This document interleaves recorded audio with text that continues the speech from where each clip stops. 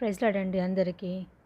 Bible reading in 6 months, day 114, April 24. మొదటి భాగంగా యెషయా గ్రంథం 28వ అధ్యాయం నుండి చదువుకుందాం. తాగుబోతులకు ఎఫ్రాయిమీల అతిశయమునకు శ్రమ, అతిశయ కిరీటమునకు శ్రమ. వాడిపోచున్న పుష్పము వంటి వారి సుందర భూషణమునకు శ్రమ. ద్రాక్షారసము వలన కూలిపోయిన వారి ఫలవంతమైన లోయ తలమీదనున్న కిరీటమునకు శ్రమ. ఆలకించుడి, బల పరాక్రమము గలవాడొకడు ప్రభువునకు ఉన్నాడు. ప్రచండమైన వడగండ్లను, ప్రచండమైన జలముల ప్రవాహమును, ప్రచండమైన వరదయు కొట్టివేయినట్లు ఆయన తన బలము చేత పడద్రోయవాడు. తాగుబోతులకు ఎఫ్రాయిమీల అతిశయ కిరీటము కాళ్ళతో త్రొక్కబడును. ఫలవంతమైన లోయ తలమీదనున్న వాడిపోవు పుష్పము వంటి వాని సుందర భూషణము. వసంతకాలము రాకమునుపు పండిన మొదటి అంజూరపు పండు వలె అగును. దాని కనుగొనవాడు దాన్ని చూడగానే అది వాని చేతిలో పడిన వెంటనే అది మింగివేయబడును. ఆ దినమున సైన్యములకు అధిపతియగు యెహోవా శేషించిన తన ప్రజలకు తానే భూషణ కిరీటముగా ఉండును, సౌందర్యము గల మకుటముగా నుండును. ఆయన న్యాయపీఠము మీద కూర్చుండే వారికి తీర్పు తీర్చు ఆత్మగాను, గుమ్మమునొద్ద యుద్ధమును పారగొట్టు వారికి పరాక్రమము పుట్టించువాడుగాను ఉండును. అయితే వీరును ద్రాక్షారసము వలన చొక్కి సోలుదురు, మద్యము వలన తత్తరపడుదురు. యాజకులేమి ప్రవక్తలేమి అందరును మద్యము వలన చొక్కి సోలుదురు. ద్రాక్షారసము వారిని మింగివేయుచున్నది, మద్యము వలన తత్తరపడుచున్నారు. దర్శనం కలిగినప్పుడు సోలుదురు, తీర్పు తీర్చు కాలమున తత్తరపడుదురు. వారి భోజనపు బల్లలన్నీయు వాంతితోనూ కల్మషములతోనూ నిండి ఉన్నవి, అవి లేని చోటు లేదు. వాడు ఎవరికి విద్య నేర్పును, ఎవరికి వర్తమానం తెలియచేయను? తల్లిపాలు విడిచిన వారిక, చన్ను విడిచిన వారిక? ఆజ్ఞ వెంబడి ఆజ్ఞ వెంబడి ఆజ్ఞ, సూత్రము వెంబడి సూత్రము, సూత్రము వెంబడి సూత్రము. కొంత ఇచ్చట కొంత అచ్చట చెప్పుచున్నాడని వారు అనుకొందురు. నిజమే, అలసిన వానికి నెమ్మది కలుగచేయుడి, ఇదే నెమ్మది, ఇదే విశ్రాంతి అని చెప్పినవాడు నత్తివారి పెదవుల చేతను అన్య భాషతోనూ ఈ జనులతో మాట్లాడుచున్నాడు. అయినను వారు విననొల్లరైరి. కావున వారు వెళ్ళి వెనుకకు మొగ్గి విరుగబడి చిక్కుబడి పట్టబడినట్లు ఆజ్ఞ వెంబడి ఆజ్ఞ, ఆజ్ఞ వెంబడి ఆజ్ఞ, సూత్రము వెంబడి సూత్రము, సూత్రము వెంబడి సూత్రము. కొంత ఇచ్చట కొంత అచ్చట యెహోవా వాక్యము మీకు వచ్చును. కాబట్టి యెరూషలేములోనున్న ఈ జనులను ఏలు అపహాసకులారా, యెహోవా వాక్యము వినుడి. మేము మరణంతో నిబంధన చేసుకొంటిమి, పాతాళముతో ఏకమైతిమి. ఉపద్రవము ప్రవాహం వలె వడిగా దాటునప్పుడు అది మా యుద్ధకు రాదు. అబద్ధములను మాకు ఆశ్రయముగా చేసుకొంటిమి, మాయ క్రింద దాగి ఉన్నాము అని మీరు చెప్పుకొనుచున్నారే. ప్రభువునగు యెహోవా ఈలాగున సెలవిచ్చుచున్నాడు. సియోనులో పునాదిగా రాతిని వేసిన వాడను నేనే. అది పరిశోధింపబడిన రాయి, అమూల్యమైన తలరాయి, బహుస్థిరమైన పునాది అయిన మూలరాయి అయి ఉన్నది. విశ్వసించువాడు కలవరపడడు. నేను న్యాయము కొలనూడుగాను, నీతి మట్టపు గుండుగాను పెట్టెదను. వడగండ్లు మీ మాయా శరణ్యమును కొట్టివేయను. దాగి ఉన్న చోటు నీళ్ళ చేత కొట్టుకొని పోవును. మరణంతో మీరు చేసుకొనిన నిబంధన కొట్టివేయబడును. పాతాళంతో మీరు చేసుకొనిన ఒడంబడిక నిలువదు. ప్రవాహం వలె ఉపద్రవము మీకు మీదుగా దాటునప్పుడు మీరు దాని చేత త్రొక్కబడిన వారగుదురు. వచ్చినప్పుడెలను అది మిమ్మల్ని ఈడ్చుకొని పోవును. ప్రతి ఉదయము, ప్రతి పగలు, ప్రతి రాత్రి అది వచ్చును. ఇట్టి ప్రకటన గ్రహించుట వలన మహాభయము పుట్టును. పండుకొనుటకు మంచము పొడుగు చాలదు, కప్పుకొనుటకు దుప్పటి వెడల్పు చాలదు. నిజముగా తన కార్యమును, తన ఆశ్చర్యమైన కార్యమును చేయుటకు, అపూర్వమైన తన కార్యము నునరించుటకు ఆయన పెరాజీము అను కొండ మీద లేచినట్లు యెహోవా లేచును. గిబియోను లోయలో ఆయన రేగినట్లు రేగును. మీ బంధకములు మరి బిగింపబడకుండానట్లు పరిహాసకులై ఉండకుడి. భూమి అంతటా నాశనము ఖండితముగా నియమింపబడెను. ప్రభువును సైన్యములకు అధిపతియునగు యెహోవా వలన నేను దాని సమాచారము వింటిని. చెవియొగ్గి నా మాట వినుడి, ఆలకించి నేను పలుకునది వినుడి. దున్నువాడు విత్తుటకు నిత్యము తన పొలము దున్నునా? అతడు దుక్కిపేళ్లను నిత్యము బద్దలు కొట్టునా? అతడు నేల సదును చేసి తర్వాత నల్ల జీలకర్ర చల్లెను, తెల్ల జీలకర్ర చల్లును.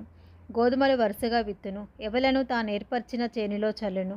దాని అంచున మిరప మొలకలు వేయును కదా. వాని దేవుడే తగిన క్రమము వానికి నేర్పి ఉన్నాడు. ఆయన వానికి ఆ పని బోధించుచున్నాడు. సేద్యగాడు నల్ల జీలకర్ర పదునుగల యంత్రము చేత నూర్చడు.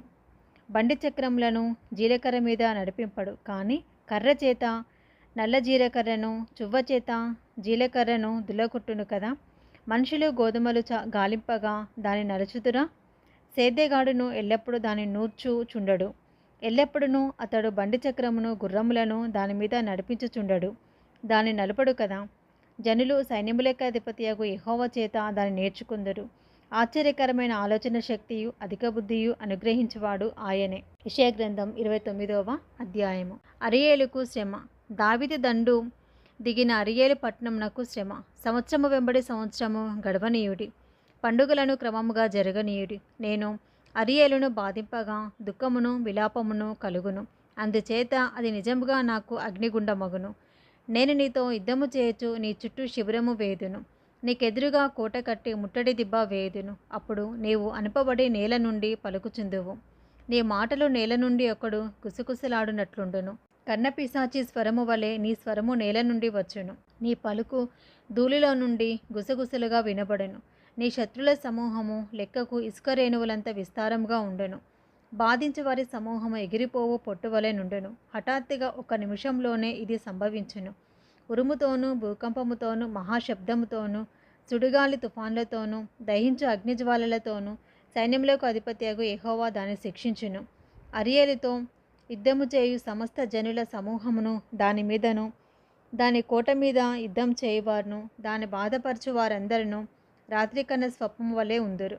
ఆకలిగొన్నవాడు కలలో భోజనం చేసి మేల్కొనగా వాని ప్రాణము తృప్తిపడకపోయినట్లును, తప్పికొనినవాడు కలలో పానం చేసి మేల్కొనగా వాని ప్రాణము తృప్తిపడకపోయినట్లును, సొమ్మసిల్లిన వాని ప్రాణము ఇంకను ఆశగొని ఉన్నట్లును సియోను కొండ మీద యుద్ధము చేయు జనముల సమూహమంతటికి సంభవించెను. జనులారా, తేరి చూడుడి, విస్మయముందుడి. మీ కండ్లను చెడగొట్టు కొనకుడి, గుడ్డివారగుడి. ద్రాక్షరసం లేకే వారు మత్తులై ఉన్నారు, మద్యపానము చేయకయే తూలుచున్నారు. యెహోవా మీ మీద గాఢ నిద్రాత్మను కుమ్మరించి ఉన్నాడు. మీకు నేత్రములుగా ఉన్న ప్రవక్తలను చెడగొట్టి ఉన్నాడు. మీకు శిరస్సులుగా ఉన్న దీర్ఘదర్శులకు ముసుగు వేసి ఉన్నాడు. దీనంతటిని గూర్చిన ప్రకటన గూఢమైన గ్రంథవాక్యముల వలె ఉన్నది. ఒకడు, నీవు దయచేసి దీన్ని చదువుమని చెప్పి అక్షరములు తెలిసిన వానికి వానిని అప్పగించెను. అతడు, అది నా వలన కాదు, అది గూఢార్థముగా ఉన్నదని చెప్పును. మరియు నీవు దయచేసి దీన్ని చదువుమని చెప్పి అక్షరములు తెలియని వానికి దానిని అప్పగించెను. అతడు, అక్షరములు నాకు తెలియవనెను. ప్రభువు ఇలాగూ సెలవిచ్చి ఉన్నాడు, ఈ ప్రజలు నోటి మాటలతో నా యొద్దకు వచ్చుచున్నారు, పెదవులతో నన్ను గనపరుచుచున్నారు, కానీ తమ హృదయమును నాకు దూరం చేసుకొని ఉన్నారు. వారు నా ఎడల చూపు భయభక్తులు మానవుల విధులను బట్టి వారు నేర్చుకున్నవి కాగా, నేను మరలా ఈ జనుల ఎడల ఒక ఆశ్చర్యకార్యమును జరిగింతును, బహు ఆశ్చర్యంగా జరిగింతును. వారి జ్ఞానుల జ్ఞానము వ్యర్థమగును, వారి బుద్ధిమంతుల బుద్ధి మరుగైపోవును. తమ ఆలోచనలు యెహోవాకు కనబడకుండా లోపల వాటిని మరుగు చేయి చూచి వారికి శ్రమ. మమ్మనెవరు చూచిదరు, మా పని ఎవరికి తెలియను అనుకొని చీకటిలో తమ క్రియలు జరిగించు వారికి శ్రమ. అయ్యో, మీరెంత మూర్ఖులు! కుమ్మరికిని మట్టికిని భేదం లేదని ఎంచదగునా? చేయబడిన వస్తువు దాన్ని చేసిన వారిని గూర్చి ఇతడు నన్ను చేయలేదనవచ్చునా? రూపింపబడిన వస్తువు రూపించిన వారిని గూర్చి ఇతనికి బుద్ధి లేదనవచ్చునా? ఇంకను కొద్ది కాలమైన తర్వాతనే కదా లెబానోను ప్రదేశము ఫలవంతమైన పొలమగును, ఫలవంతమైన పొలము వనమని ఎంచబడును. ఆ దినమున చెవిటివారు గ్రంథవాక్యములు విందురు. అంధకారము కలిగినను గాఢంధకారము కలిగినను గ్రుడ్డివారు కన్నులారా చూచెదరు. యెహోవా యందు దీనులకు కలుగు సంతోషము అధికమగును. మనుషులలో బీదలు ఇశ్రాయేలు యొక్క పరిశుద్ధ దేవుని యందు ఆనందించెదరు. బలాత్కారులు లేకపోవుదురు, పరిహాసకులు నశించెదరు. కీడు చేయ యత్నించుచు ఒక వ్యాజ్యమును బట్టి ఇతరులను పాపులుగా చేయుచు గుమ్మంలో తమను గద్దించు వానిని పట్టుకొనవలెనని ఉరియొడ్డుచు మాయమాటల చేత నీతిమంతుని పడదోయేవారు నరకబడుదురు. అందుచేతను అబ్రహామును విమోచించిన యెహోవా యాకోబు కుటుంబమును గూర్చి ఇలాగూ సెలవిచ్చుచున్నాడు, ఇక మీదట యాకోబు సిగ్గుపడడు, ఇక మీదట అతని ముఖము తెల్లబారదు. అతని సంతానపు వారు తమ మధ్య నేను చేయు కార్యమును చూచినప్పుడు నా నామమును పరిశుద్ధపరచుదురు. యాకోబు పరిశుద్ధ దేవుని పరిశుద్ధపరచుదురు, ఇశ్రాయేలు దేవునికి భయపడదురు. చంచల బుద్ధి గల వారు వివేకులగుదురు, సనుగువారు ఉపదేశమునకు లోబడదురు. యెషయా గ్రంథం 30వ అధ్యాయము. యెహోవా వాక్కు ఇదే. లోబడని పిల్లలకు శ్రమ, పాపమునకు పాపము కూర్చుకొనున్నట్లుగా వారు నన్ను అడుగక ఆలోచన చేయుదురు. నా ఆత్మ నియమింపని సంధి చేసుకొందురు. వారు నా నోటి మాట విచారణ చేయక ఫరో బలము చేత తమను తాము బలపరుచుకొనుటకు ఐగుప్తు నీడను శరణుజొచ్చుటకు ఐగుప్తునకు ప్రయాణం చేదురు. ఫరో వలన కలుగు బలము మీకు అవమానకరమగును. ఐగుప్తు నీడను శరణుజొచ్చు వలన సిగ్గు కలుగును. యాకోబు వారి అధిపతులు సోయనులో కనబడినప్పుడు, వారి రాయబారులు హానేసులో ప్రవేశించినప్పుడు వారందరూ తమకు అక్కరకు రాక ఏ సహాయముకైనను ఏ ప్రయోజనమునకైనను పనికిరాక సిగ్గును నిందయు కలుగజేయు ఆ జనుల విషయమై సిగ్గుపడుదురు. దక్షిణ దేశంలోనున్న క్రూర మృగములను గూర్చిన దేవోక్తి. సింహములను పాములను తాపకరమైన మిడునాగులు నున్న మిక్కిలి శ్రమ బాధలు గల దేశము గుండా వారు గాడిద పిల్లల వీపుల మీద తమ ఆస్తిని, ఒంటెల మూపుల మీద తమ ద్రవ్యములను ఎక్కించుకొని తమకు సహాయం చేయని జనమునొద్దకు వాటిని తీసుకొని పోవుదురు. ఐగుప్తు వలని సహాయము పనికిమాలినది, నిష్ప్రయోజనమైనది. అందుచేతను ఏమీ చేయక ఊరకుండు గప్పాల మారి అనే దానికి పేరు పెట్టుచున్నాను. రాబో దినములలో చిరకాలము వరకు నిత్యము సాక్షార్థముగా ఉండునట్లు నీవు వెళ్ళి వారి ఎదుట పలక మీద దీని వ్రాసి గ్రంథంలో లిఖింపుము. వారు తిరగబడు జనులు, అబద్ధమాడు పిల్లలు, యెహోవా ధర్మశాస్త్రము విననున్నని పిల్లలు, దర్శనం చూడవద్దని దర్శనం చూచువారితో చెప్పుదురు. యుక్తవాక్యములను మాతో ప్రవచింపకుడి, మృదువైన మాటలనే మాతో పలుకుడి. మాయా దర్శనములను కనుడి, అడ్డము రాకునుడి, త్రోవ నుండి తొలగుడి. ఇశ్రాయేలు పరిశుద్ధ దేవుని సంగతి మా ఎదుట ఎత్తకుడి అని భవిష్యత్ జ్ఞానులతో పలుకువారునై ఉన్నారు. అందుచేతను ఇశ్రాయేలు యొక్క పరిశుద్ధ దేవుడు ఇలాగూ సెలవిచ్చుచున్నాడు. మీరు ఈ వాక్యము వద్దని త్రోసివేసి బలత్కారమును కృత్రిమమును నమ్ముకొని అట్టి వాటిని ఆధారం చేసుకొంటిరి కనుక ఈ దోషము మీకు ఎత్తైన గోడ నుండి జోగిబడబోచున్న గోడ వలె అడ్డవలే అగును. అది ఒక్క క్షణంలోనే హఠాత్తుగా పడిపోవును. కుమ్మరికుండ పగలుగొట్టబడినట్లు ఆయన ఏమియూ విడిచిపెట్టక దాన్ని పగలుగొట్టును. పొయ్యిలో నుండి నిప్పు తీయటకు గాని గుంటలో నుండి నీళ్లు తీయటకు గాని దానిలో ఒక్క పెంకైనను దొరకదు. ప్రభువును ఇశ్రాయేలు యొక్క పరిశుద్ధ దేవుడు నాకు యెహోవా ఇలాగూ సెలవిచ్చుచున్నాడు. మీరు మరలి వచ్చి ఊరకునుట వలన రక్షింపబడదరు. మీరు ఊరకుండి నమ్ముకునుట వలన మీకు బలం కలుగును. అయినను మీరు సమ్మతింపక అట్లు కాదు, మేము గుర్రములనెక్కి పారిపోదామంటిరి. కాగా మీరు పారిపోవలసి వచ్చెను. మేము వడిగల గుర్రములనెక్కి పోయేదమంటిరే. కాగా మిమ్మును తరుమువారు వడిగలవారుగా నుందురు.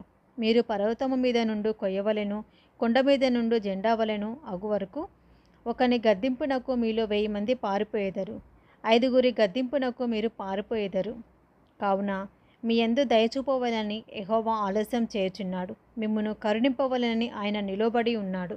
యెహోవా న్యాయము తీర్చు దేవుడు. ఆయన నిమిత్తము కనిపెట్టుకొని వారందరూ ధన్యులు.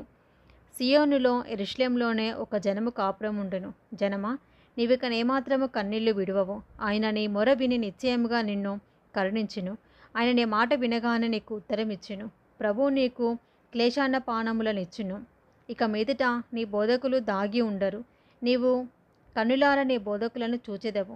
మీరు కుడి తట్టైనను ఎడమ తట్టైనను తిరిగినను ఇదే త్రోవ, దీనిలో నడువుడి అని నీ వెనుక నుండి ఒక శబ్దము నీ చెవులకు వినబడును.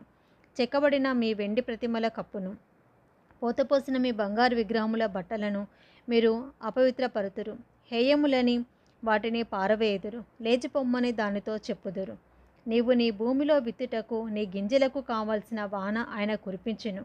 భూమి రాబడి అయిన ఆహార ద్రవ్యం ఇచ్చును. అది విస్తార సార రసములు కలదై యుండును. ఆ దినమున నీ పశువులు విశాలమైన గడ్డి బీళ్లలో మేయును.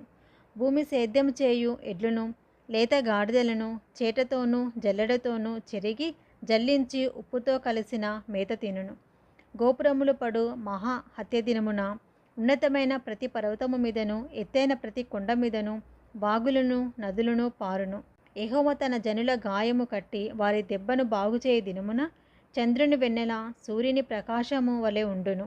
సూర్యుని ప్రకాశము 7 దినముల వెలుగు ఒక దినమున ప్రకాశించినట్లు ఉండును. ఇదిగో, కోపంతో మండుచు దట్టముగా లేచు పొగతో కూడినదై యెహోవా నామము దూరం నుండి వచ్చుచున్నది. ఆయన పెదవులు ఉగ్రతతో నిండి ఉన్నవి. ఆయన నాలుక దహించు అగ్ని జ్వాల వలె ఉన్నది. ఆయన ఊపిరి కుతికలుతూ వచ్చు ప్రవాహమైన నది వలె ఉన్నది. వ్యర్థమైన వాటిని చెదరగొట్టు జల్లెడతో అది జనములను గాలించును. త్రోవ తప్పించు కళ్ళెము జనుల దవడలలో ఉండును. రాత్రి యందు పండుగను ఆచరించినట్లుగా మీరు సంగీతము పాడుదురు. ఇశ్రాయేలునకు ఆశ్రయదుర్గమైన యెహోవా యొక్క పర్వతమునకు పిల్లను గ్రోవి నాదముతో ప్రయాణం చేయువారికి కలుగునట్టి హృదయ సంతోషము కలుగును. యెహోవా తన ప్రభావం గల స్వరమును వినిపించును. ప్రచండమైన కోపముతోనూ దహించుని జ్వాలతోనూ పెలపలేయను గాలివాన వడగండ్లతోనూ తన బాహువు వాలుట జనులకు చూపించును. యెహోవా దండంతో అషూరును కొట్టగా అది ఆయన స్వరము విని భీతి నొందును. యెహోవా అషూరు మీద పడవేయు నియామక దండము వలన ప్రతి దెబ్బ తంబూర సితార నాదముతో పడును. ఆయన తన బాహువును వాని మీద ఆడించుచు యుద్ధము చేయును. పూర్వం నుండి తోపేతు సిద్ధపరచబడి ఉన్నది. అది మోలెకు దేవతకు సిద్ధపరచబడి ఉన్నది. లోతుగాను విశాలంగాను ఆయన దాన్ని చేసి ఉన్నాడు. అది అగ్నియు విస్తార కాష్టములను కలిగి ఉన్నది. గంధక ప్రవాహం వలె యెహోవా ఊపిరి దాన్ని రగులబెట్టును. ఇది మొదటి భాగం అండి. Praise the lord.